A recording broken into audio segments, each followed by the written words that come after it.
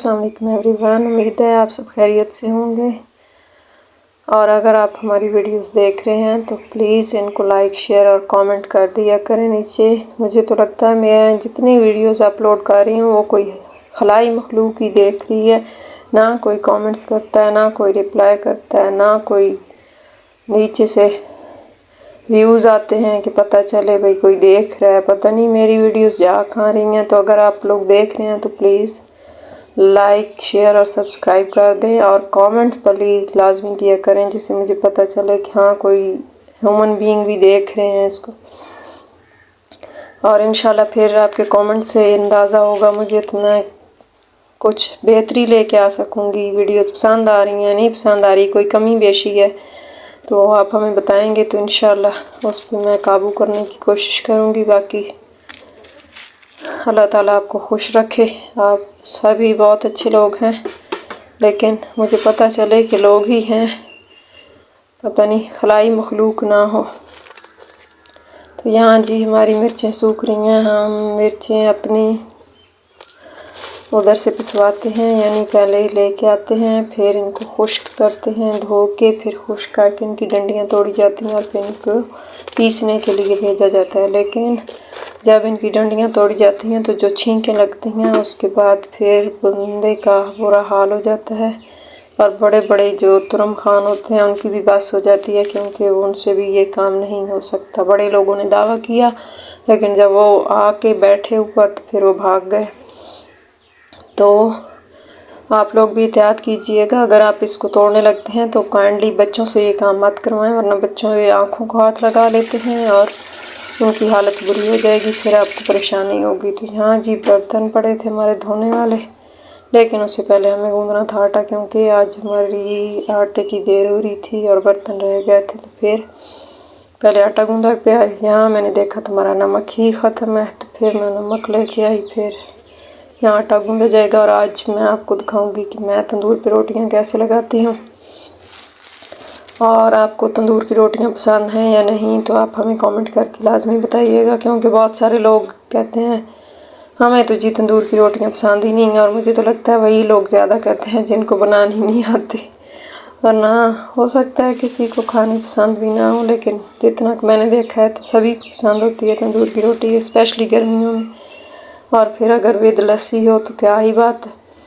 और यहाँ जी हमारे प्याज आए हुए हैं, जो कि बहुत महंगे प्याज हो गए हैं। अब तो सेब खाने के बराबर प्याज है, बंदा सेब खा ले या प्याज खा ले। तो अब हमें बड़ी टेंशन हो रही है, क्योंकि हमने प्याज लगाए नहीं है। तो अल्लाह करे सस्ते हो जाएं, आगे जाके इतना मसला ना हो, वरना प्याज के बगैर तो फिर ज़िंदगी ज़रा मुश्किल हो जाती है, यानी सालन ज़रा मुश्किल हो जाता है, ज़िंदगी भी फिर उसी हिसाब से थोड़ी सी मुश्किल हो जाती है। तो यहाँ जी आटा गूंदा जा रहा है और आटा भी ज़रा सख्त किस्म का गूंदा जाएगा, क्योंकि तंदूर पे नरम आटे से रोटी नहीं लगती। नरम आटा हमारे यहाँ बनाया जाता है तप्पल के लिए और तवी के लिए, यानी तवे के लिए। जो सुबह पराठे बनाए जाते हैं उनके लिए नरम आटा गूंदा जाता है। नरम आटे से रोटी आप जितनी मर्ज़ी बड़ी कर लें। और तंदूर की रोटी चूँकि थोड़ी सी मोटी होती है और फिर आटा सख्त गूंदा जाता है। तो यहाँ जी अगर आपको वीडियो सही से नज़र ना आ रही हो तो माज़रत, क्योंकि मेरे पास बाकी कोई औजार वगैरह है नहीं जिनसे मैं वीडियो शूट करूँ। तो एक हाथ में कैमरा होता है और एक हाथ से काम किया जाता है, और मेरे पास कोई है भी नहीं हेल्पर, सो मुझे ये सब कुछ खुद ही करना पड़ता है। तो अगर आपको कुछ फील हो तो माज़रत। बाकी यहाँ आटा गूंद के तो फिर मैं अपना तंदूर तो नहीं जला रही, साथ वाले घर में जाऊंगी रोटी लगाने, उन्होंने जलाया हुआ है। तो फिर ज़रा दूसरे के घर रोटी लगाने जाओ तो फिर लकड़ियाँ ज़रा कम लगती हैं, अपना तंदूर जलाएं तो बहुत ज़्यादा मिट्टी खाता है। और यहाँ आप हमारा देखें छकोर, जिसको हमारी ज़बान में कहा जाता है, और वैसे चिंगेर या चिंगेरा ही कहेंगे, मेल ही हमारे यहाँ इसको समझा जाता है। जो थोड़ा बड़ा होता है, जो थोड़ा छोटा हो उसको चिंगेर कहा जाता है। तो ये हमारे आटे के ऊपर रखने के लिए। तो यहाँ मैं तंदूर पे आ चुकी थी, तो पहले इसका हमें निकालना पड़ता है साइड से जो सुराख होता है उसके अंदर ईंट दे के रोटी लगाते हैं कि कोयले ना हवा से जल्दी बुझ ना जाए। फिर जब वो आग लगानी हो तब फिर निकाला जाता है ताकि हवा लगे और आग जले।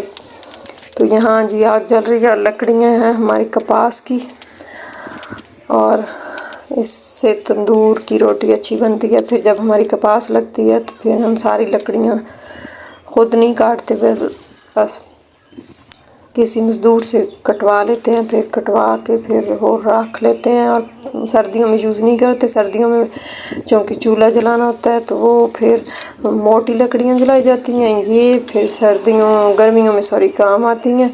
इससे फिर गर्मियों में तंदूर पे रोटी लगाई जाती है। और तंदूर पे रोटी किस किस को लगानी आती है ये भी आप हमें कमेंट करके बताएंगे, क्योंकि जब तक मुझे नहीं रोटी लगानी आती थी तो मुझे लगता था ये कोई अजीम लोग होते हैं जो रोटी तंदूर पे लगा लेते हैं और बड़े हौसले और जिगर वाले लोग होते हैं।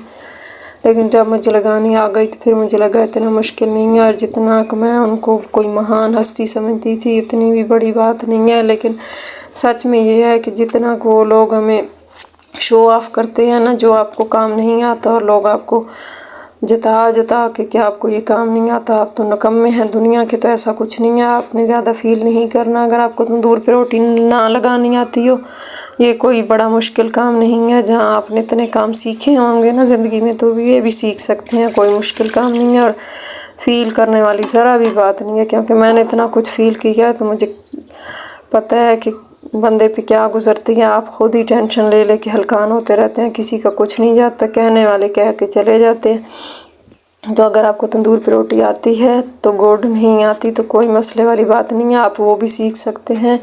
आप बहुत टैलेंटेड हैं, ये आपको अच्छी तरह पता होगा और मुझे भी पता है, क्योंकि जब मेरे जैसा आदमी सीख सकता है तो कोई भी दुनिया का आदमी सीख सकता है इंशाल्लाह, अगर वो सीखना चाहे तो आप लोगों ने टेंशन नहीं लेनी। और अगर रोटी पसंद आ रही है और खाने को दिल करे तो कमेंट लाजमी करें।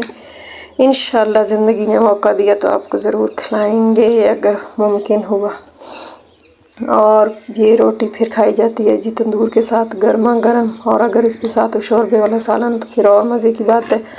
यहाँ मेरी सारी रोटियाँ लग चुकी हैं, और आज मेरी रोटियाँ कुछ थोड़ी थी वरना अदरवाइज़ ज़्यादा होती हैं, चूँकि माशाल्लाह से मेरी फैमिली बड़ी है तो रोटियां ज़्यादा होती हैं। लेकिन यहाँ आज रोटियां थोड़ी थी क्योंकि कुछ लोग मिसिंग थे, वो कहीं गए हुए हैं, तो फिर रोटियां कम बनाई गई हैं यहाँ। तो आपने कमेंट करके बताना है कि आपको मेरी पकाई हुई रोटियां कैसी लगी, यानी पसंद आई नहीं आई। तो घर आके जी मैं बना रही थी बच्चों के लिए चिकन, तो मैंने सोचा कि मैं आपको भी दिखा दूँ लगे हाथों रेसिपी, इंशाल्लाह फिर किसी दिन बताऊँगी। तो ये बड़ा ही आसान सा मैंने चिकन का फार्मूला निकाला कि मेरे पास दही था, तो मैंने सुबह फिर दही के अंदर जिसको डिप कर दिया है चिकन को, और अंदर डाल दिया था सिर्फ काली मिर्च और वो लहसुन, मतलब हाफ़ टी स्पून लहसुन, हाफ़ टी स्पून काली मिर्च पिसी हुई वो डाल दी थी, और फिर इसको रख दिया था। फिर अब दोपहर के खाने में मैं ये बना रही हूँ बच्चों के लिए। मैंने कहा मेरे बच्चे वापस आएंगे तो ज़रा खुश हो जाएंगे चिकन देख के। तो ये चिकन जो है ना, इसमें फिर मैंने थोड़ी सी इसको कलर देने के लिए सुर्ख मिर्च डाली और थोड़ा सा नमक, और फिर ये बहुत ही मज़े का बन गया। और फिर मेरे बच्चों ने जब वापस आए तो वो मैं शूट नहीं कर सकी खाना, लेकिन उन्होंने बहुत मज़े से खाया और बहुत खुश हुए। स्पेशली जब बच्चों के लिए आप थोड़ा सा भी एहतमाम करते हैं तो बच्चे बड़े खुश होते हैं, क्योंकि वो स्कूल से बेचारे थके आ रहे आते हैं, लगता है कोई जंग जीत के आ रहे हों। तो जब वापस आते हैं तो अगर सामने कुछ अच्छा आप रख दें तो बच्चे बड़े एक्साइटेड होते हैं, और आप थोड़ी सी एफ़र्ट से बहुत कुछ अच्छा बना सकते हैं। और जिसका दिल करता है अच्छी कुकिंग का तो आप मुझे बता सकते हैं, मैं इंशाल्लाह आपको बहुत अच्छी कुकिंग सिखाऊंगी। बेशक कैमरा मेरा अच्छा कैप्चर ना करता हो, लेकिन कुकिंग इंशाल्लाह मुझे बहुत अच्छे फार्मूले आते हैं कुकिंग के, मैं आपको बताऊंगी, जिससे आपके पास कुछ सम इंग्रेडिएंट्स हों तो भी आप बहुत अच्छा बना सकते हैं। यहाँ जी मेरे पास तैयार हो चुका था मेरा चिकन, मेरा सैलेड, एंड साथ था जो हमारा घर में बना हुआ था करेले का सालन।